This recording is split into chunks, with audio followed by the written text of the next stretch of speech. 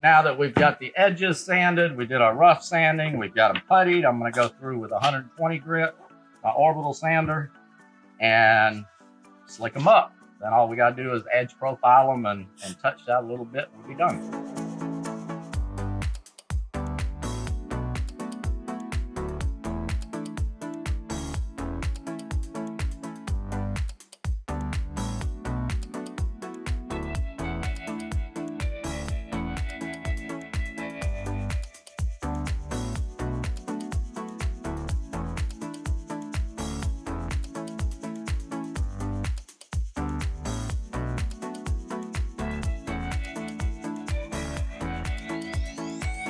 At this stage, it's very important that you have good lighting, because when you're doing this sanding here with this finish sander with the orbital, you've got to make sure you get all your cross grain scratches from your belt sander, and even some of the long scratches you can still see. So just kind of get some good lights on it.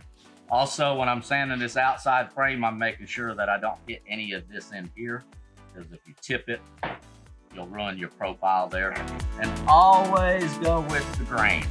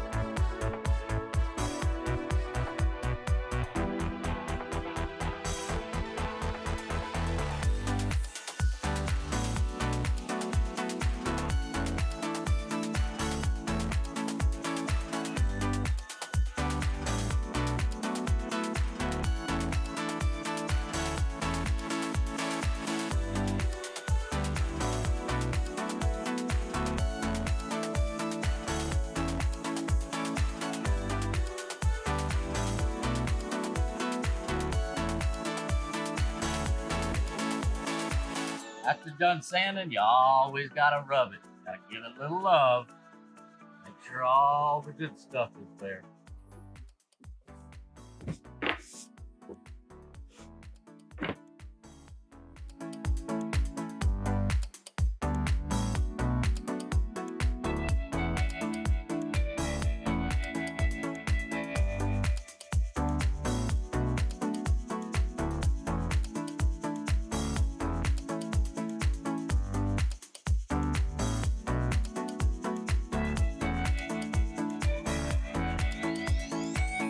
Doing something like this, you want to kind of back into these end grains, because if you go through there, it'll blow it out. So you want to kind of back into them a little bit, but you always want to do your end grain first and then go with your long grains. Because if you do your long grain first and then come in on the end, you'll have some chip out. All right, let's get dusty.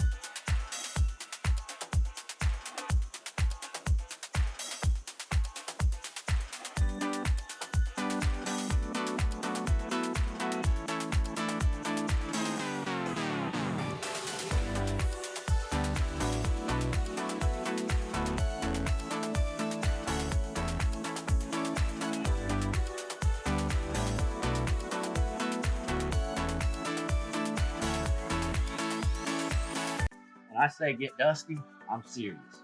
You noticed when I was routing it, I was going in both directions, backwards and then forward. The reality is the way the router's set up, the rotation of the bit, you always route counterclockwise around your work. However, when we're taking this much material out and you're working with a large grain wood like oak, if you try to take too much of it and that bit's rotating like this, it will also chip it out. And that's why you saw me coming backwards, so I'm cutting into the grain instead of out of it. And that keeps anything from chipping out. When you have something that large and you're doing it by hand like this, just go around the first time and get it, and then just take one more lap around and you'll be fine. Doing it by hand, you have to be very, very careful about keeping it flat. That is the biggest challenge that you're going to have, particularly on these corners, because now all of a sudden you're sitting on a very small flat surface. So we need to sand these edges, and we'll do that by hand. I'm just going to take a piece of 150 grit and work around this. It really doesn't take that much. And you don't want to do a whole lot, because then you'll change the profile if you're not careful. But you gotta smooth it out a little bit. Take that raw edge off. Just like that. The one thing I could tell you is take your time till you get really comfortable, because there's nothing worse than messing up a cabinet door at this stage. Then you have to start over. And that gets very annoying.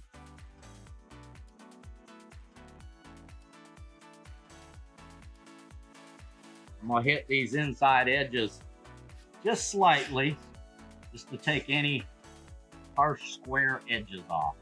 Because when you put your finish on a real square edge, it tends not to stick to the corner. It wants to pull back off the corner. So anytime you're doing something with wood and putting paint, varnish, stain, what have you on it, always round your edges just slightly. It doesn't take much, but a perfectly sharp edge will give you problems.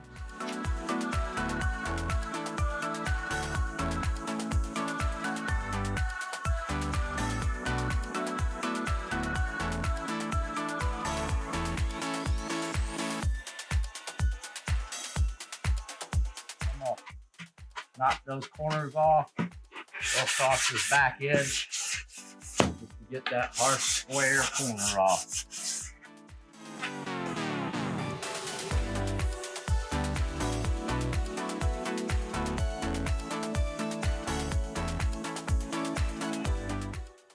Gotta make sure we give it a little love. Let it know we care.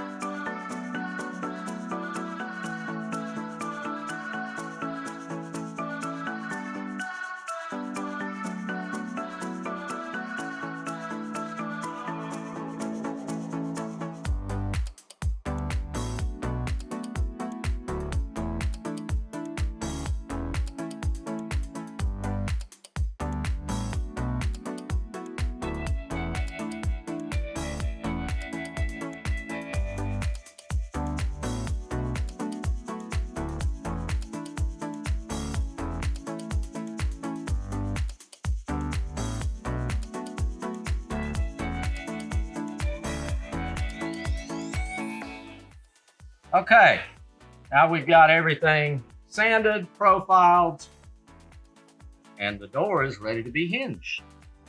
Let's go to the hinge. What we have here is what they call a full overlay concealed hinge. We're gonna bore it with this machine. These don't have the plastic studs in the back, so we'll just later drop it in the hole and put some screws down. Simple as that.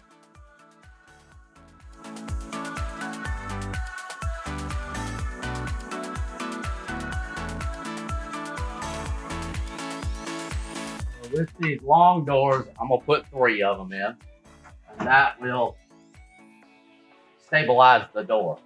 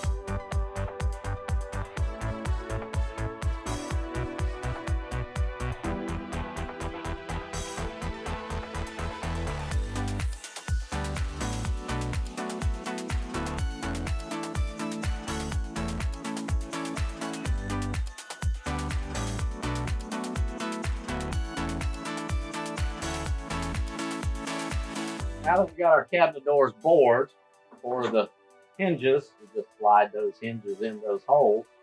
I line them up like this because it just makes it easier. Just go right down through there.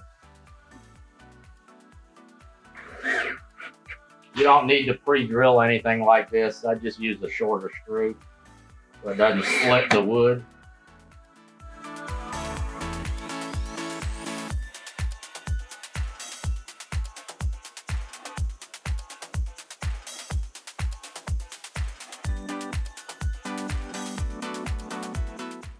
You do want to pay attention when you're putting hinges on like this that they stay parallel with the edge of the door. If they get off a little bit, it usually doesn't make a big deal. It can create some problems when you go to adjust them. So if you're really worried about it, you can put a square on it.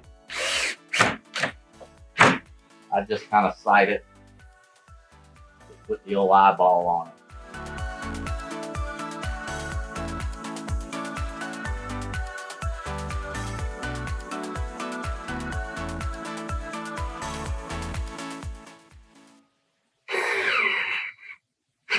Of course, my eyeballs aren't as good as they used to be.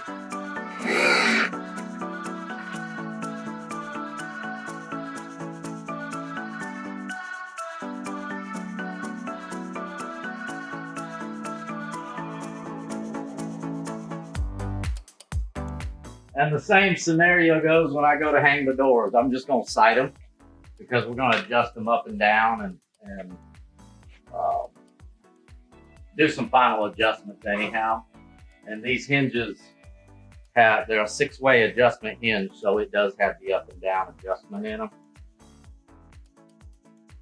I have drilled a little pilot hole there, here, and here, just to help hang these doors, because it can get real aggravating if you're fighting it. And once you have one screw in, the bottom one you don't have to drill.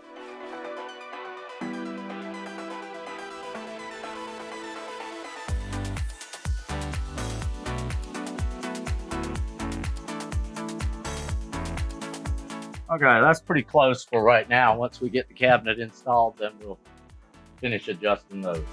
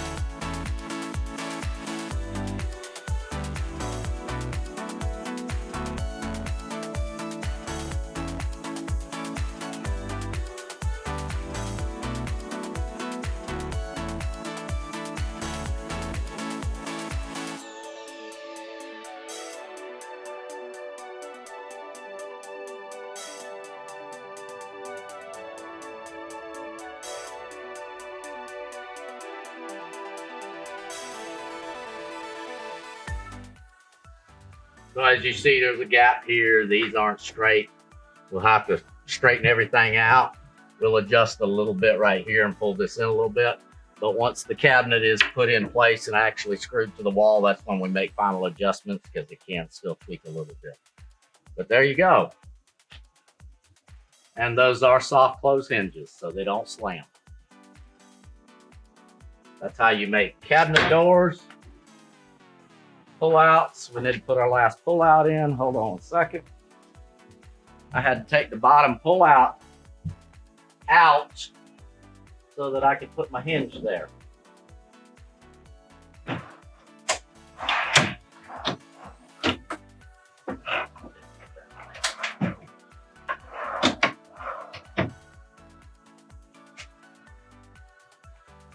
There we go.